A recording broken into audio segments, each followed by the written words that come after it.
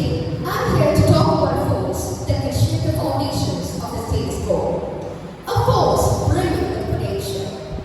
The power of youth in bringing about social change. We, the youth, are often underestimated. We are told to focus on studies, on exams, and on fitting in a predefined mold. But what they fail to see in us is the fire in our bellies, the idealism that fuels our dreams for a better world. We are the generation that grew up with information at our fingertips, with the ability to connect and collaborate across borders. We are tech-savvy, adaptable, and are unafraid to question the norm. Think about it, from the Nobel laureate Malala Yousafzai fighting for girls' education, to the Swedish activist Greta Thunberg leading the fight against climate change. Young people have been at the forefront of social movements. We are the voice of the voiceless, the change makers who refuse to accept the status quo.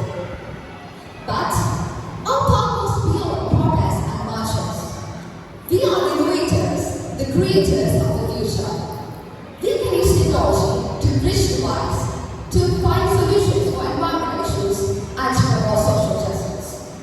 Imagine using social media not just for likes and shares, but to create awareness and spark conversation about real issues.